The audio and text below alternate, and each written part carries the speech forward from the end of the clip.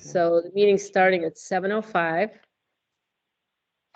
And why don't we introduce ourselves, okay? Someone else just joined. Is that you, Paige?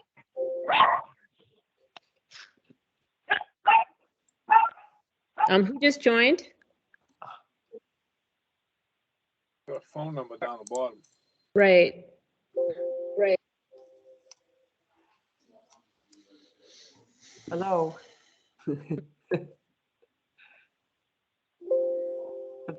The phone number that ends with an 89, could you identify yourself, please?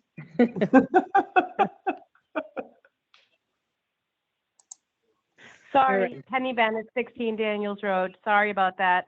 No problem. So this is Paige? No, Penny Bennett. Penny Bennett. Okay. I'm sorry, what is your first name? Penny? Penny. Okay. Yep. Okay, hi. So we'll introduce ourselves. My name is Ann Mazar, and I'm the chair of the Land Use Committee, and I'm the representative from the Community Preservation Committee. Barry? Barry Adirola, Planning Board Representative. Frank? Frank Nero, Land Use Committee member. Carolyn? Carolyn Barthel, alternate land use member. Peter Coffin, Conservation Commission representative. Okay. And then we have a guest, Penny. Did you guys get a chance to look at the minutes of the last meeting? Yeah, I'll make a motion to accept the minutes as written. I'll second. Okay, any discussion? All right, all those in favor? Right? Aye. Aye. Okay. We haven't really done this ever, but I think we should probably vote on the chair and secretary. I would happy to be the chair again unless someone else wants to be.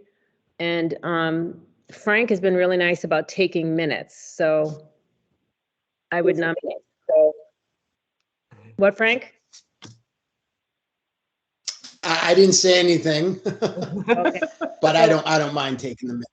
I would make a motion keep that everything as it is. we elect Ann Mazar as chair and Frank as secretary. Sorry, Second. Frank. Second. All right, any discussion? Is there anyone else that would like to be the secretary or the chair? I'm good. All right. All right, okay, all those in favor? Right. Aye. One thing we have to vote on for the annual town meeting is the 5-year land use plan, and this is like the sort of the end of the open space and recreation plan that we put together, and we're actually updating it right now. And Somebody just joined the meeting. Oh, Paige, hi Paige. Hi, Ann. All right, we just got started here. So, well, one of the things we could do is actually Paige and Penny are here because I think because of some clear cutting that happened on Daniels Road. So I thought, so we could talk about that first so they don't have to sit through the whole meeting. Does that sound good? yeah. Awesome, thank you. Yeah, so the clear cutting hasn't it's in the process of they're slowly doing it, but that's the plan, yeah. So Paige sent an email to the land use email, and there's just a lot on Daniels Road, and they're just clear cutting the whole lot. And there's a house on the lot. Is that true? Yes, that's true. So I said that. Is this Afonso's proposal? Because he just came before Concom for like an 8-lot subdivision or 6-lot subdivision. Oh, wow. No, You said there's a house on this lot, right? yeah, it's on Daniels Road, so it's it's a house, it's a property that's already been established. It's not a part of the new development. Okay. So Any idea how big the lot is and or how much you're saying has been cleared? It's like it's supposed to be 1.4 something acres, and uh I I don't know all the details, but I know they're planning to like just cut down all the trees, and I did talk to the conservation person. It's not documented wetlands, and there's no like endangered species documented there, even though I was trying to look into that too. Like I have seen lady slippers out back, but yeah, basically we were coming on to see like if there is a clear cutting bylaw that we can start to put in the works, just even if it doesn't help us with this situation, like, but maybe future people down the road, because I'm worried about even just them cutting down on the trees, because I know there is an underwater stream that flows like under our property at least, and like uprooting the trees it could change the flow of that, and maybe like affect people's basements, whatever. So anywho, yeah, we're coming on to see if we can get in the works a bylaw for like clear cutting all trees and stuff like that. Is there any explanation for why they're doing this? I think they just don't like I think trees. just to clear more land, Right, you so know, all the way back to the property lines. it's my understanding they don't need permission they can cut all the trees they want. So what you're wanting, a concern, is there a local bylaw that could limit that? And I would encourage, have a discussion. Let's bring it before the planning board. They would be the one responsible. We can sponsor it, but there's going to be a lot of discussion. What I am more concerned about is in the commercial zone going 100% pavement. I'm not asking for trees. I'm asking for just green. And I think communities could do that a little more easy than you could tell a homeowner, no, sorry, you can't cut the trees.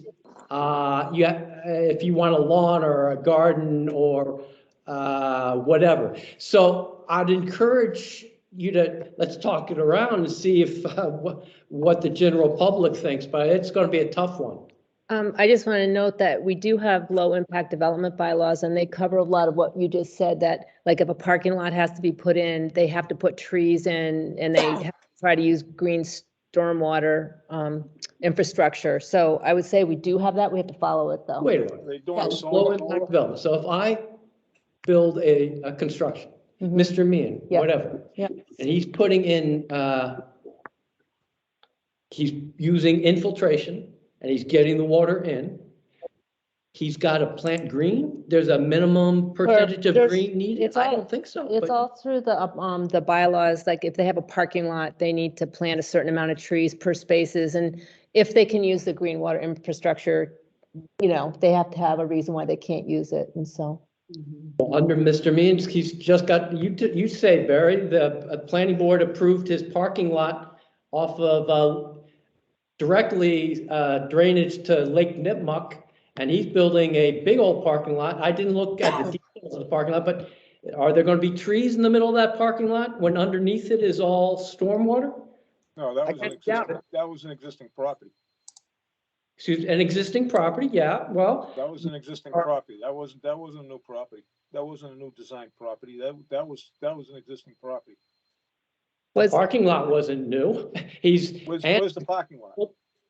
building the parking lot outside of the commercial zone. How does he get away with it? I digress, but well, what, yeah, so, is he putting more, pavement in, Barry?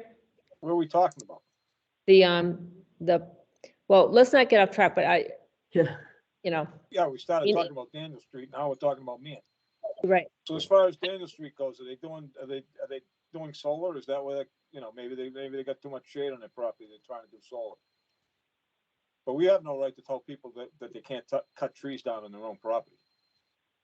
There are bylaws, well, Emily had one bylaw that for new construction, it's a bylaw for not clear cutting, or at least having like a hearing Yeah, before. it's a new development. That's not existing private property. Yeah. But it's something we can investigate just to see what kind of bylaws are out there.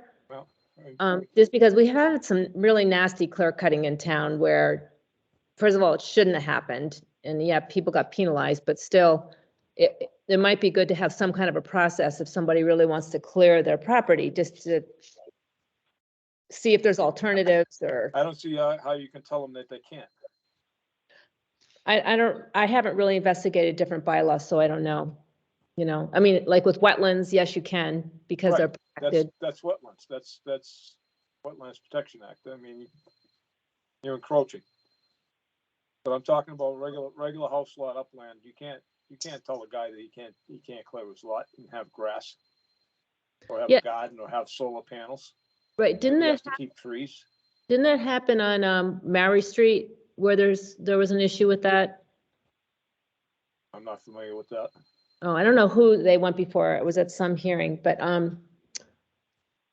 mean, I think it's worth looking to see what bylaws are in other towns, you know, and investigating it. I think, Ann, this is Frank, I think on an existing parcel that has a home on it, we're gonna be hard pressed Yep. to propose something, even if reasonable, given the increasing energy costs, food costs, and so forth, to restrict a homeowner from doing something that you know, they should have every right to, but I think it's worth briefly looking into, but I'm a little reluctant to support something that would restrict a homeowner's ability. And just taking solar, for example, I mean, we've seen solar fields in some places that have acres of land cleared. So Mhm. I think we have some overriding concerns here, other than just basic property rights, which are the most important.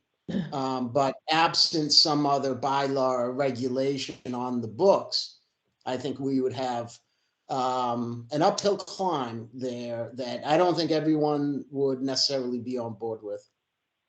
I think part of it could be for new construction to see. I know that Kevin Rudden had something from another town, and I just really haven't had the time to read it to see what triggers it. But maybe we could, and Paige and Penny, maybe I can even send the bylaws to you and you could look at them and see what you think. Yeah, that works. I mean, I get the point of like not being able to, like, there's a line of how like you can tell a person how to use their yard, but at the same time it's changing the whole, it's going to change all these houses in the middle. There's woods, and you know, like it's kind of a sanctuary where like we get a lot of wildlife in there and stuff like that. It affects the noise when you start taking that, because then you're gonna have the noise levels are gonna go up around here. So it's gonna, them clear cutting their whole thing is gonna change the whole neighborhood. It's not, you know, it affects other people, but you know, I see both sides. So, but I definitely would be open to like looking at bylaws if you need help with that. The process would be that the planning board, this would be brought to the planning board. Mhm. And there was a bylaw review committee. I'm not really sure if that's still around, but if there is, they would look at it. And then it usually gets changed and adapted to the town, you know, or rejected. And then it would be brought to a town meeting for a vote. And the next town meeting that we could possibly put something on would be in November. Okay. So, well, sorry to hear that that's happening. Yeah, thanks. Yeah, it's a little frustrating because people move to Mendon because people aren't like, it's not Wellesley and you're not on top of people. You have space, you have trees for privacy, it has protection for wildlife. We have a lot of stray cats that like end up floating in here and kind of hang out because we don't get as many coyotes in this like little pocket area. And so it's just like, I feel like it's gonna change everything. So we're just kind of, it's a little a little bit frustrating, Mm. but I appreciate all the help today, and your guidance on stuff. So I appreciate that. Yeah. Well, I will say that, if you don't want land developed, either you buy it or you preserve Yeah. it. So when Yeah. the town is preserving land, please support us, Oh, definitely. For sure. All right. I'll send you those bylaws and thanks for coming to the meeting. You're welcome to stay. It's a riveting meeting. It sounds a little Thank you. dramatic. I All right. might stay. No, well, you're welcome to if you want to. Thanks. All right. I actually have to hop off, so thanks for letting us be Yes, first. I appreciate it. thank you. Okay. Have Bye-bye a good night. Bye-bye. too. Okay, so the next item is voting on the land use 5-year plan. And I think everyone in the committee is probably used to it, knows what it is, except for Carolyn, and I can read it if you would like. I do have, before you read it, I do have one question. Yes. Given that we're given that we're expanding this committee to include energy, should there be anything in there regarding the 5-year plan regarding energy? Well, at this point, possibly, but, and That, my vote is no. The land use plan currently that I'm at doesn't have an energy component. Maybe it should or well, could, but we're revising the open space and recreation plan, and that actually is something that, might come up. But, we wouldn't be able to do that till next year because, it's already been posted and it's on the warrant and everything. Yeah, that's fine. That's Yeah, fine. I'm just raising that as a question. yeah, That's fine. yeah. Dan Byer and I are the ones mostly working on it. But other people are helping here and there well, too. just along those lines, I could see a general statement if as we're updating the plan for trying to address global warming and many implications. Energy, I guess, is a component of that, but it's really going away from the purpose of the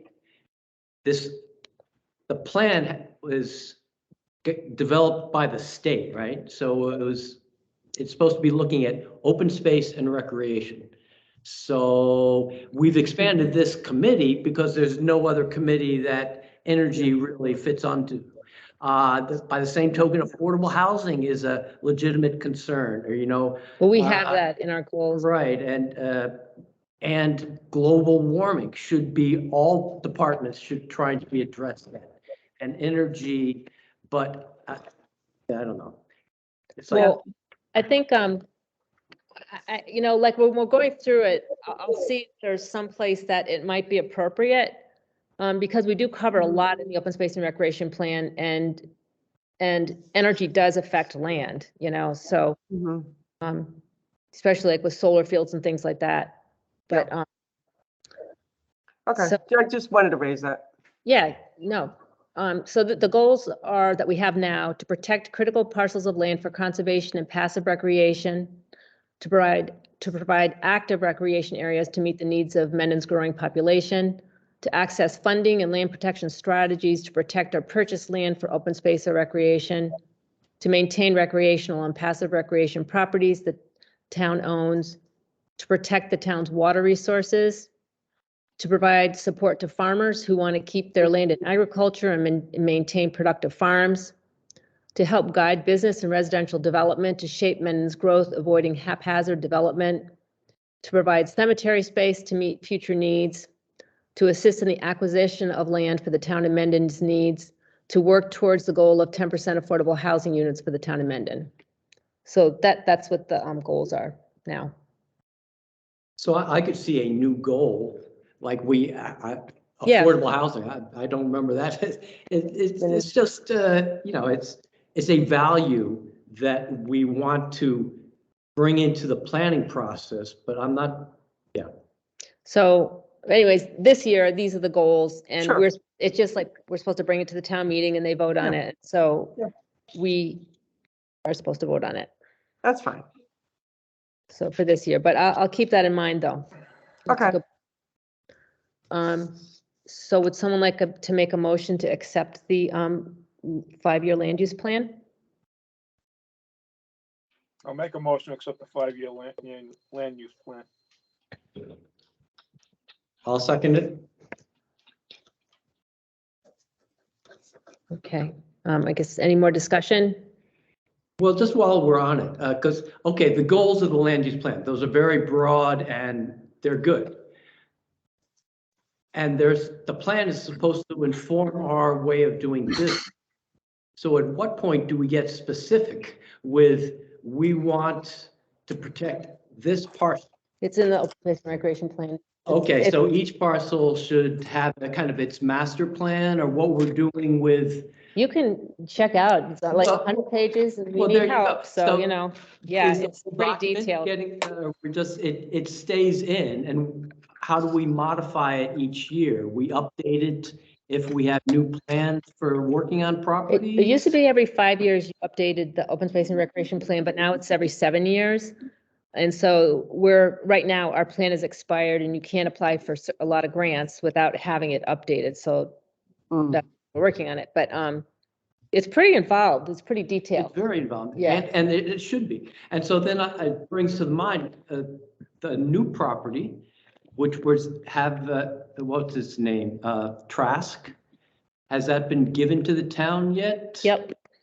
So what is in the plan as to what we want to do with that property? Because that's, to me, that's the real meat of a plan. That should be this committee kind of bashing it out and talking about it with other people in town and. Well, something like the Trask property, we wouldn't put any details in there because nothing's been decided on that. You know what I mean? But it's in there as a town-owned property. And probably it would be of high value, we would put in that property. And so, you know, And we should have a recommendation as to what that property should be used for, I guess. And Well- so it's. well, that's so- why we've been talking about it. Yeah, I understand. Yeah. But, well, yeah, And actually, this is getting a little off subject, but you know, people have looked at the property, it's beautiful, it's wonderful, but people want to get in the house, and the lawyer for the person that has a life estate is not being very agreeable at all. And so I'm working with town council, just trying to get, like, the historic commission wants to go in and see what the house looks like, because the town can't make an intelligent decision without knowing what the property is. So that's been like 6 months, you know, Oh, but wow, that's frustrating. all right, well, I'm not suggesting that we spend time trying to come up with a plan for that lot tonight or even this year, so. But as going forward in next year, I think that's a problematic site, and I'm not sure how the town makes these decisions.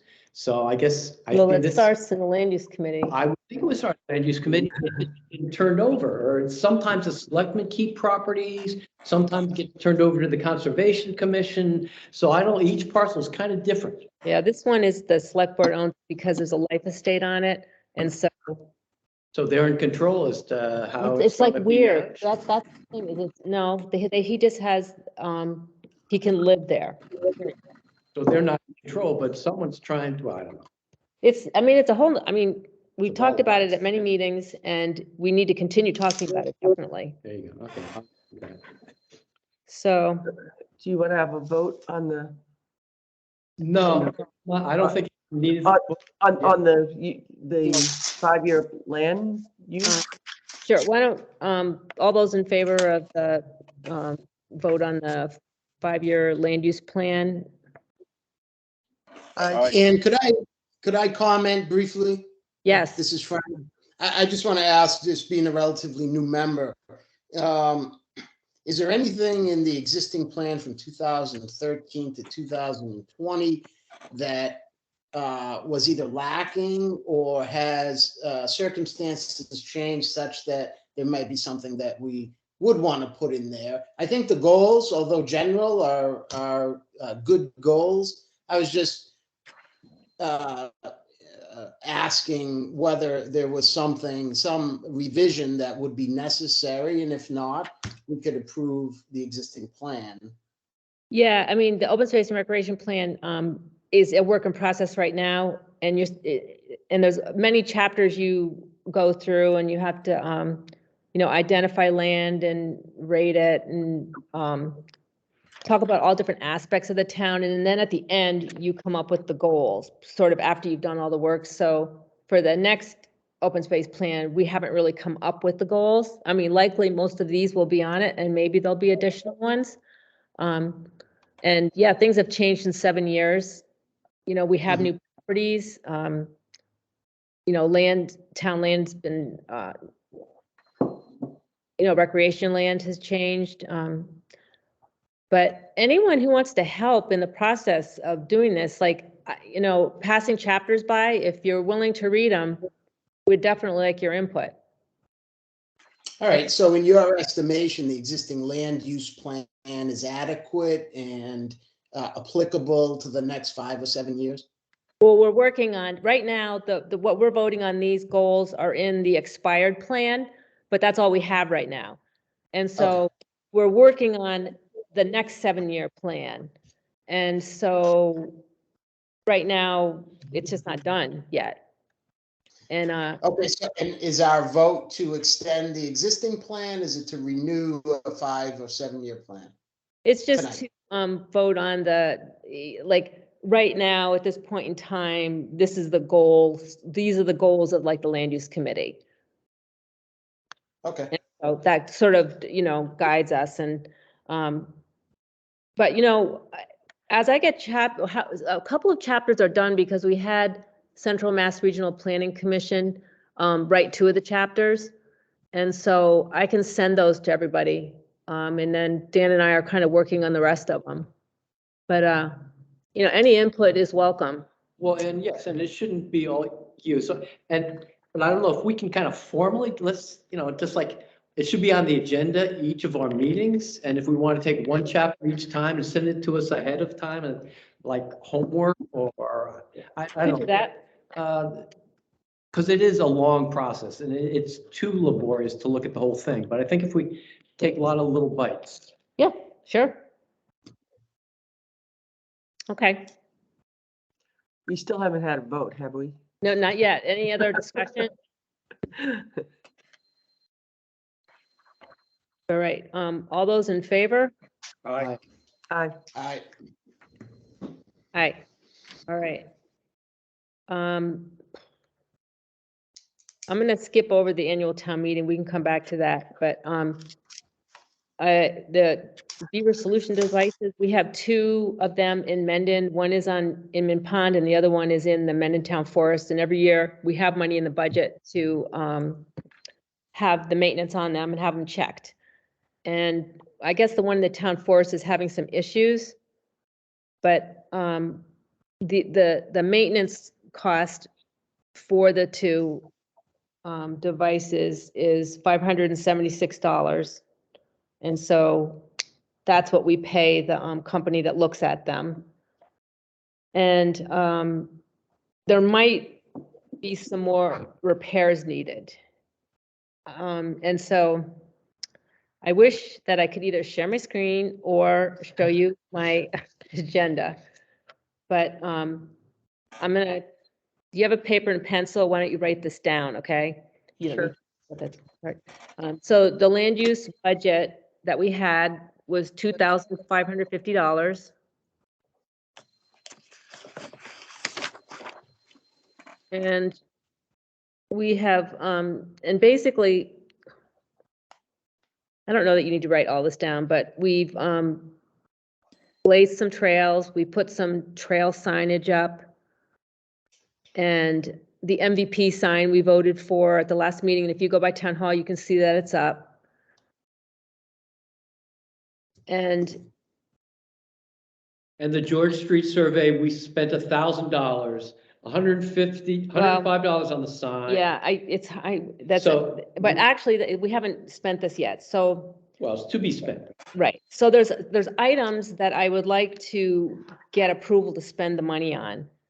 And so maybe what I'll do is I'll kind of go through those items, and one of them is the Beaver Solutions device, having the maintenance, which we do every year.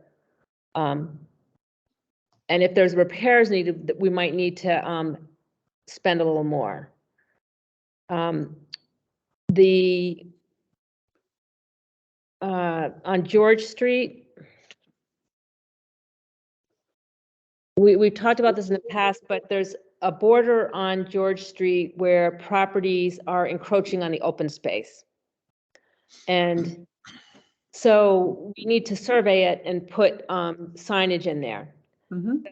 Estimate for doing the survey is $4,000, but at the town meeting, we only got $3,000. And so I would like to spend another $1,000 to get that done, but we would have to vote that from the land use budget.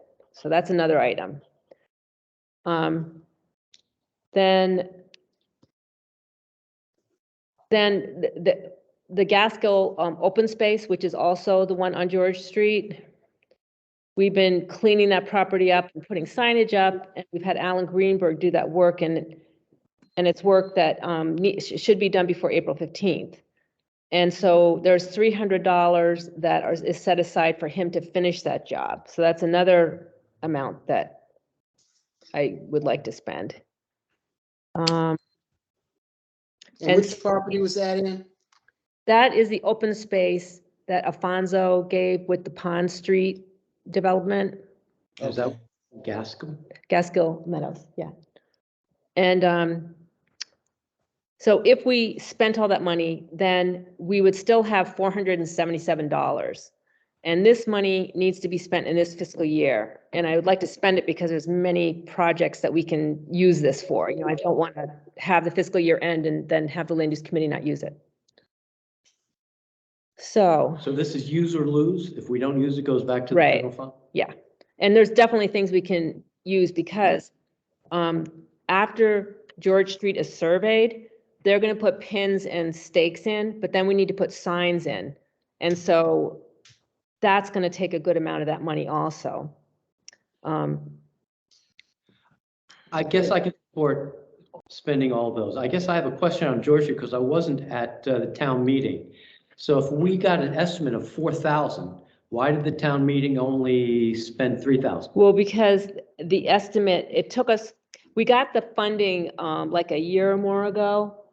And so we've just finally gotten around to being able to do this, which you're going to monitor. You're going to check up on it, was the, Okay. you know, My only But- concern was not the town meeting voted to say, no, only 3,000, and then we're going to go around and raise the other 1,000 to meet the 4,000. yeah, So if there was no discussion at town meeting, because this was a year ago, and they thought 3,000 would do it, I right. don't have a problem saying, hey, times have changed, Yeah, and it's it just, came in at 4,000. yeah, we had Andrews Engineering give us an estimate and now they are taken over by another company. And so a new estimate from them.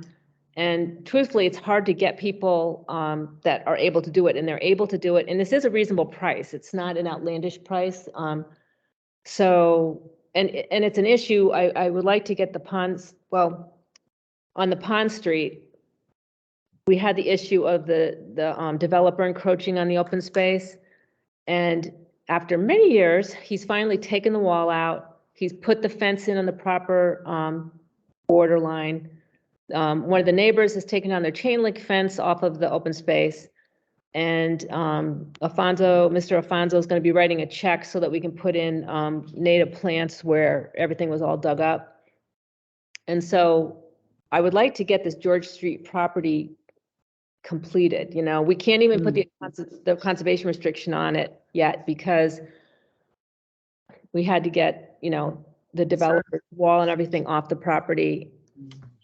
And so anyway, so this is another area of the property where neighbors are encroaching, but we'd just like to straighten that all out.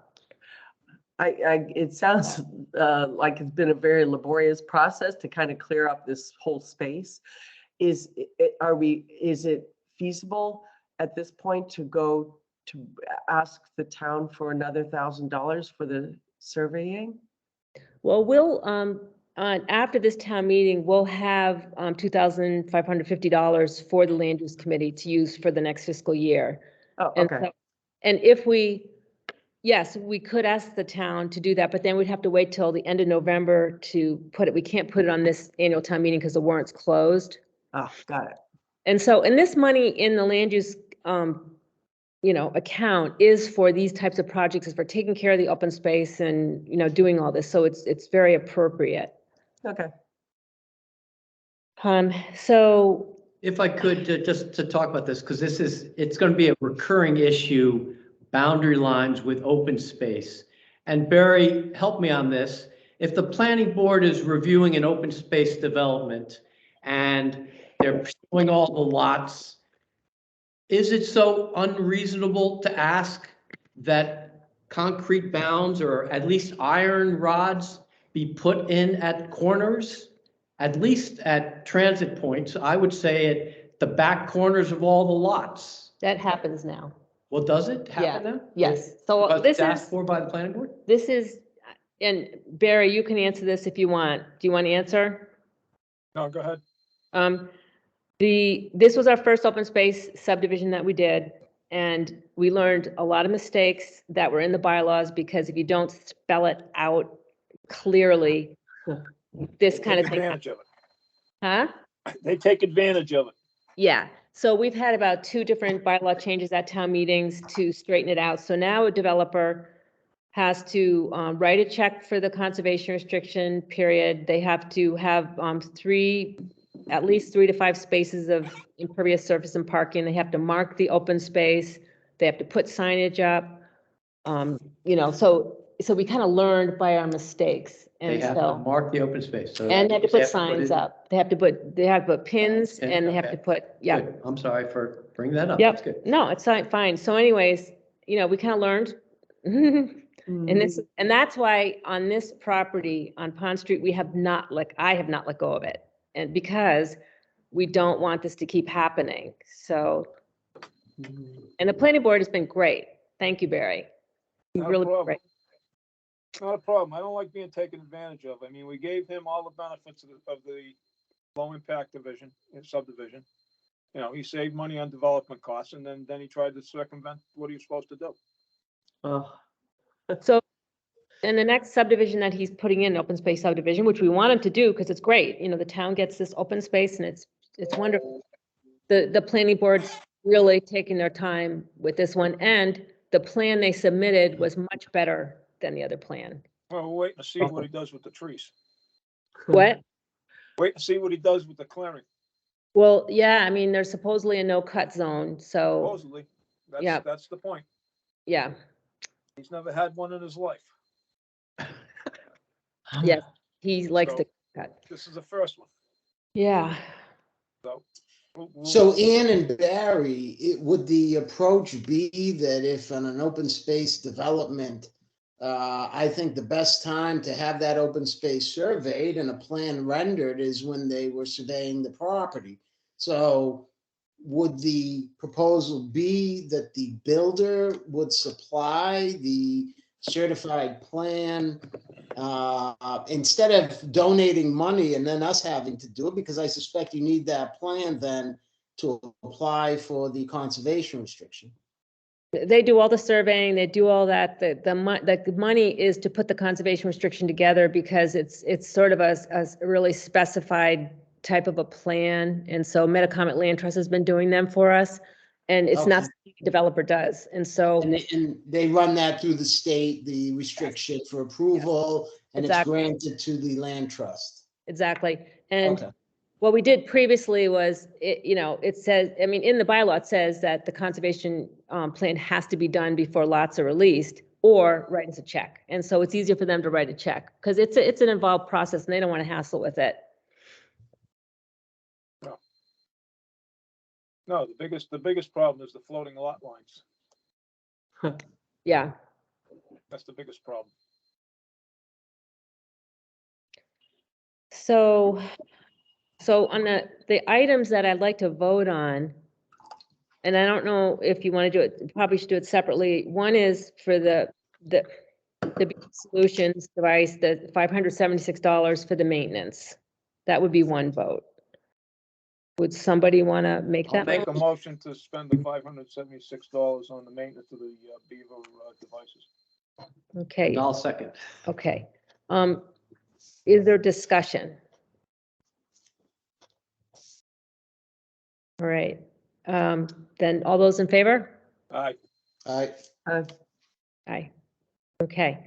The other item I'd like to vote on is the $1,000 to complete the George Street survey. Would someone like to make a motion on that?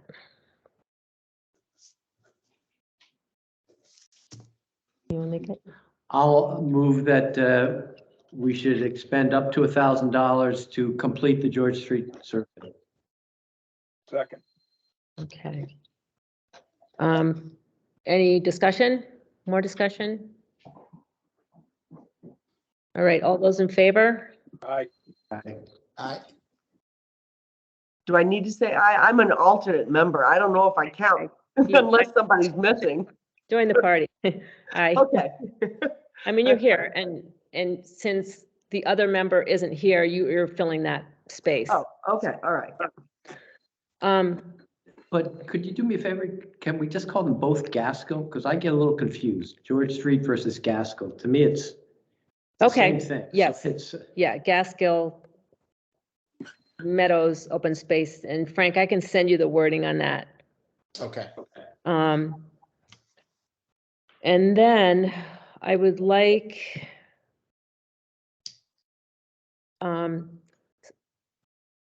well, the other part is once the George Street surveying is done, I would like to get the signs up. And I don't know how much that's going to cost. But Alan Greenberg has been really good about putting the signs in and doing that work. So somehow, can I have the permission to move forward? Or yes, and I would take the unexpended 477.04 and put it under that line item. We don't have to spend it. We well, can always turn it back, or if it's not expended. well, it would actually be more like 700 because I had 300 set aside for the Gaskell cleanup. And so, And that's not going to happen?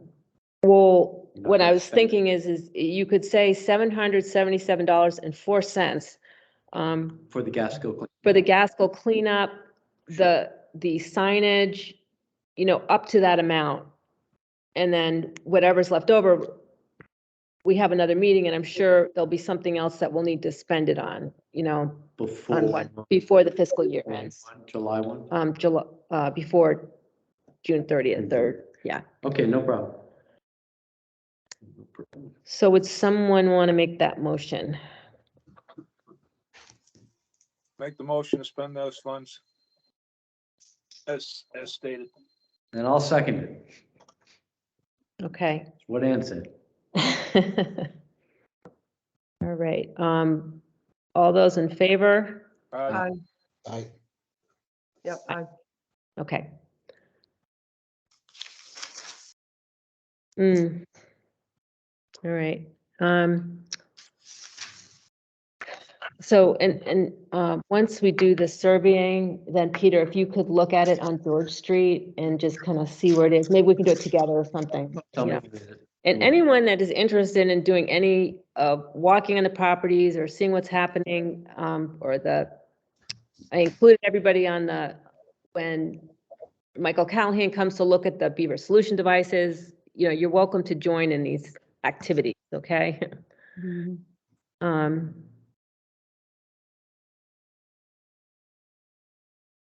All right. Oh. So the Bay State Trail Riders Association, they are interested in possibly putting a trail around the outside of Inman Hill Field. And I have a map, which I think I sent you, but they haven't, Dan was gonna walk the property to see where, Excuse me, who wants to do this? the Bay State Trail Riders Association, they've So been they're very, gonna cut trails? well, what it would be is they've helped with different trails and maintenance, but you know, the open field at Inman Hill? Yeah. Just having a trail just around the outside of that field. So, Is that the black dotted line on this map? on one of the maps I sent you, and Is that the black dotted lines you got going around? There's an Inman Hill lot number 33, but I think that's the, different, that's the I different map. sent you. I think I,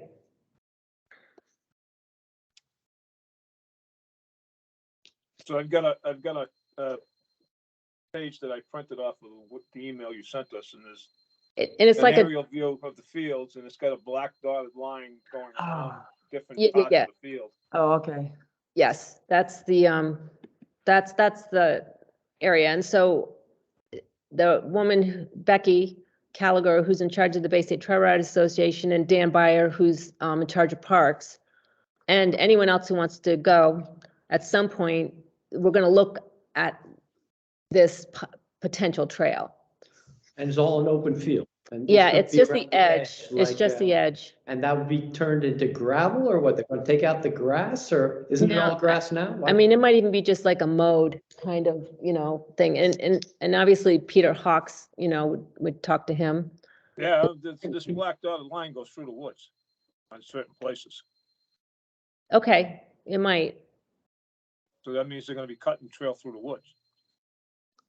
And on the lower side, It's wet, I know. it sure is. Yeah. So, But I'm looking at this, I know this It's fine. image is sideways. So when you, I see it,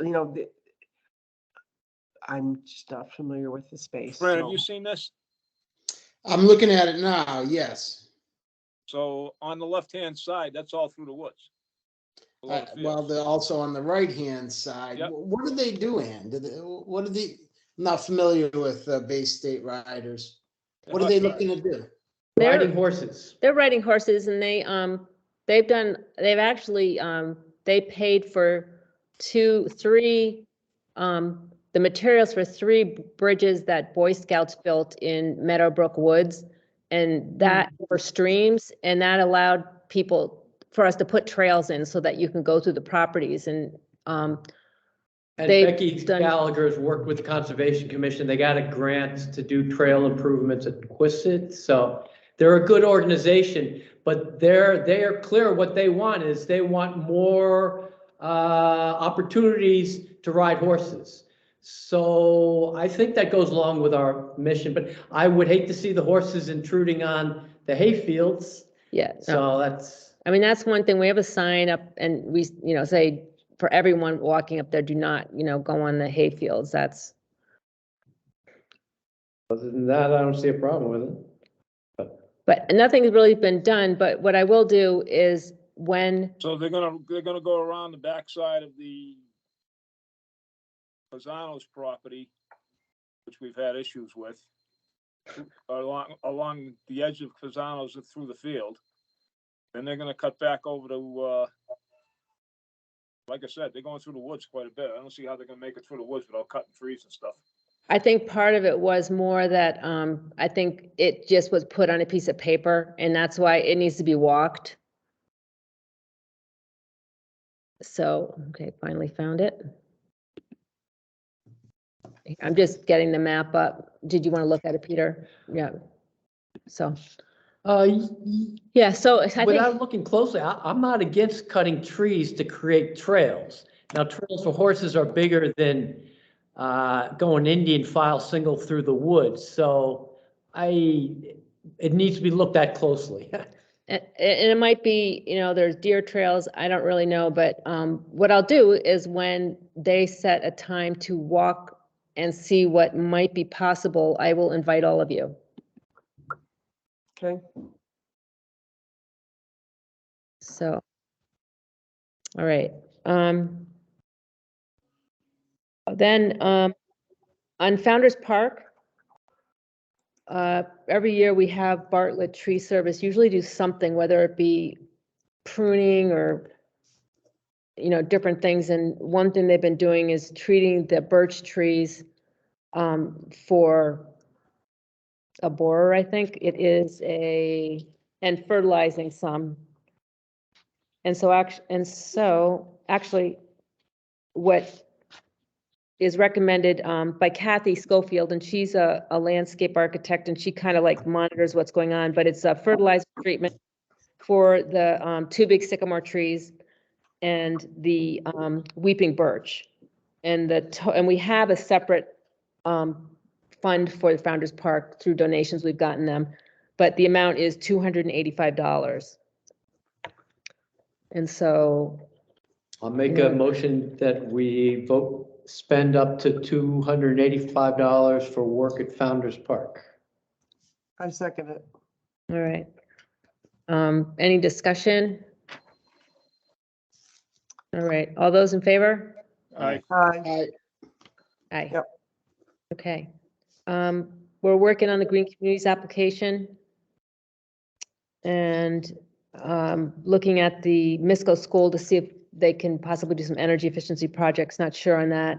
Hoping that the police need new cruisers, and through the Green Communities programs, they can get hybrid cars that are all, suited for the cruisers. And they'll give us the town's $10,000 per car. So it's a really big incentive. And so Chief Kersey's looking into that. And Wow. a lot of other police stations have used them. And I don't know if you've driven a hybrid, but it's no different than a gas car. I mean, it's just, much more fuel efficient. And the towns that have used them have saved thousands of dollars on gas, on one car, because police drive around a lot. I have a question. Yep. Given that it's a hybrid, at what point does it kick over from electric to gas? Do you When have any idea what the mileage in a given charge is? How long the charge goes? It's not a charge, it's not electric, it's hybrid. So it's, Charles as it goes. Town of Hopkinen had them, it was on the radio, and they saved $7,000 per vehicle. yeah, it's amazing. Yeah. Right. And so it's they just get really good gas mileage, and there's Oh, no, okay. you just fill it with gas. It's like a Prius. A Prius is a hybrid. Okay. know. These And- are Explorers though. Okay. That sounds good. You all know more about hybrids and how they work than I do. Yeah, and Okay. the electric cars, they also have incentives for electric cars, and the fire chief said for a personal car, he's gonna need one like in 2 years, and he's willing to, get an electric car, which would be great. That would be plugged in. But right Mhm. now, the cruisers, they don't really have cars yet for that. And so. Yeah. So anyways, Chief Kersey's working, I'm working with him on that. And they also have these devices called idle-right devices, which you can put in regular gas cars. And I think what it does is, police cars lots of times are just running because they can't turn them off because they have all the equipment. And the idle-right does something where it shuts down the engine from just running, but they can still use all their equipment. So I also want to talk to Chief Kersey about that, because that's also saves a lot of gas. Oh, that sounds like a good idea. Yeah, so we'll see how that goes. And and also Dan Byer, trying to, Bill McHenry's sort of pulling out of the green communities. And so we're trying to kind of have Dan take over that role more. So three of us are working together right now on it, the green communities. Sounds great. Then, Carolyn, I didn't know if you wanted to talk about that Energize website, or we should save that for another time. I don't know. I could just briefly talk about it, and there's more that we can discuss at a later time. But there is a website out there run by a nonprofit, and so quite a number of Massachusetts towns are participating in it. And what it is an opportunity for a variety of residents and businesses, and the way we have the green communities, that we keep track of our carbon emissions. This takes it to the next level of keeping track of the carbon emissions in the town. And so if somebody puts up solar panels on their house, then they can go in and they can include that information in the listing for the town. That we would have our own website, and it's a way to kind of take it to the next level, so that the townspeople are more involved in actually thinking about how we can cut our emissions. So I can get you, I like the idea of really getting a more accurate picture of, because right now we have is just what the municipal buildings are able to accomplish, and what the town as a municipal entity is able to do, but not any of the private information. So it's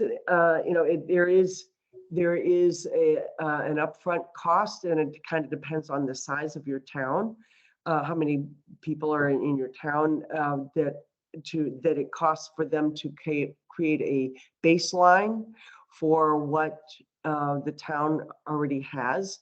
And then after that, there's an annual cost to maintain it. So we can, that's just kind of a general idea, but I thought it was really cool because the state really needs to take its emissions seriously, and having more information for what the town is actually able to, how it's able to monitor itself, is a cool idea. So that's, and there's, and I don't have, I would be happy to talk to you, more about it in more detail once I have appreciated that we want to really take a look at that, if that's what we want to do. So there you go. Okay. I don't know if you're welcome to ask any questions. I may be able to answer them. I'll try. I may not be able to. The only question is, how much does it cost? Is it like $1,000 and then maintenance costs of 500? I'm not really, I don't see people signing up to figure out what their base, someone's gonna tell them what their base energy use is, and then people are gonna sign up and document improvements they've made. Is that Yeah. what it's supposed to be? Yeah, that is for the that purpose is, of them setting it up and managing it. I'm So, sorry, who sets up it is managed for us. that's the question. Who's going to set it up? It sounds like you're hiring a webmaster who's going to set it up for a fee, and then you get people to sign on and document their personal energy consumptions, Mhm. and then you have to pay an annual maintenance fee to keep the database going. So is that under $1,000? No, I think, I'm Franklin may consider this. I'm not quite sure, but I've done some prep work because I'm working with people in Franklin.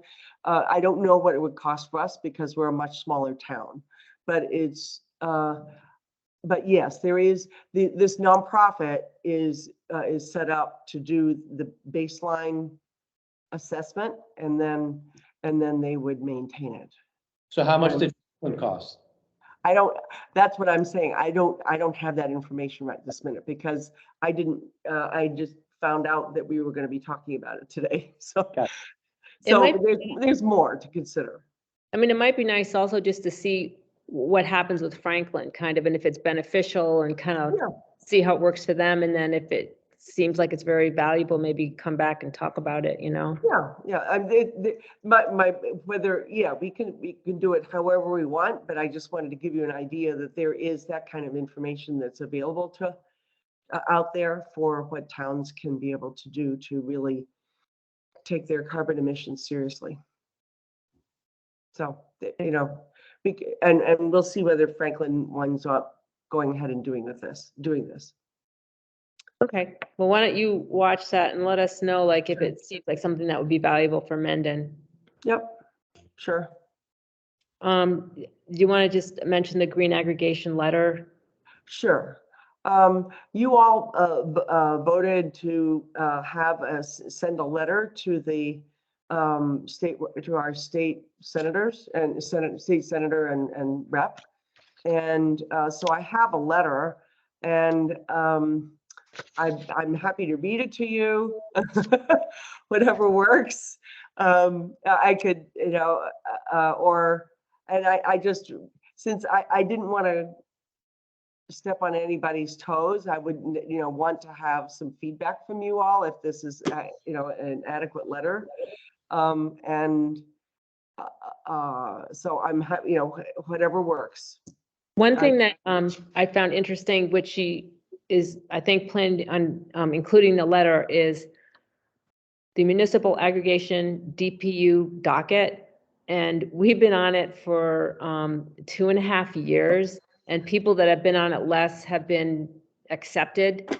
And so, I mean, one of her questions is like, why is that happening? you know, Yeah. why are we waiting so long? Just to remind them that we're sitting here waiting. Not, you know, not to be obnoxious about it, but it doesn't really make sense because other towns that have been in there for a less amount of time have been approved by the DPU. So I think it's Yeah. just a reminder letter. I mean, Yeah. I don't, you know, if you all want to, I can read it to you, or however, you know, Well- whatever works. you can also, if you want to just tell us the general, Sure. how long is it? Do you want to just read it? It's not very long. Okay. Okay. Yeah, dear Senator Fatman and Representative Brian Murray, the Mendon Land/Energy Use Committee of Mendon would like your help regarding our green aggregation application. The town applied to the Department of Public Utilities for green aggregation 2.5 years ago on August 21st, 2019. About a year later, at the request of the Mendon Select Board, you made inquiries for the town. Thank you for doing that. Unfortunately, with the exception of some minor clarifications, there has been no movement on the Mendon DPU application. Although we appreciate the delays created by COVID, the application was fully supported by the town of Mendon in accordance with the Commonwealth's program. The delay is preventing Mendon from doing its bit to further the Commonwealth's legal requirement under the 2021 Climate Roadmap Act to achieve net zero carbon emissions. Meanwhile, in late December 2021, 6 communities represented by the broker Good Energy were suddenly approved. Why not Mendon, one of the oldest applicants? We are trying to understand why a routine review of a standard aggregation plan, very similar to the plans approved for over 150 other Massachusetts communities, should take so long to approve. We would appreciate any suggestions you have regarding how to facilitate this seemingly administrative process. Thank you for making any inquiries that you believe to be appropriate. Kind regards, Ann Mazar. And What- then I was also going to CC the select board and Denise Allard, who is the Colonial Power Group, our broker. Why don't we just have it from the whole land use committee? However you want to frame it, it's fine. I think that would be a good idea. What do other people think? It's a good letter. Thank you, I think. It is a Yeah, I good. don't think you should take it on yourself. I'm What, Barry? sorry? I don't think you should be out there by yourself. Okay, that's fine. I'll make a motion that we send the letter as drafted and put it from the land use committee, but I would put it over your name as chair of the land use committee, or? Sure. And Sure. if you drafted it, why not both your names on it? Or I don't. Or you could list the members' names, you know what I mean? Just- Sure. I can, whatever works. Yeah. Okay, I think it's a good letter, and I think it's important to remind them that, like, we really been waiting for a while, so I think it was worded well. So thank you for pulling that together. you're welcome. Okay, so I'll work with you, Ann, on how to send this. Okay. So I Okay, so think we need to vote on it? I don't know. I'm just Peter not- made a motion. I made a motion to send the letter, yes. Did someone second it? Second, Barry, okay. Any more discussion? All right, all those in favor? aye, Aye, Aye, okay, thank you. you're welcome. I think, on the annual town meeting, when the warrant comes out, I'm gonna send it to you, all of you. And I think at our next meeting, why don't we talk about that, if there's anything that we feel that we need to vote on to support or not. Does that make sense? Yes. The annual town meeting is on May 6th. So if you can get there, that would be good. So that means that we'd have to probably meet in late April if there was something that we wanted to vote on. Because our meetings are usually like the second Tuesday of the month, and that would be past the annual town meeting.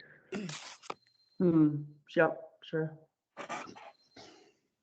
So is there anything else that anyone wants to talk about or bring up? Just unfortunately, I don't think I'm going to be in town on May 6th. Hmm. Unfortunately, we'll be down in DC. Well, that's nice because you get to see Margaret. Yeah. All right, anything? No. No. All right, well, this, Motion to adjourn. okay, Second that. okay. All those in favor? All right, I, All right, thank you. Frank, if you, want to pull the minutes together, like give me a draft and then I can just fill in the spaces. Sure. That would be I do great. my best to capture, as much of the conversation as possible.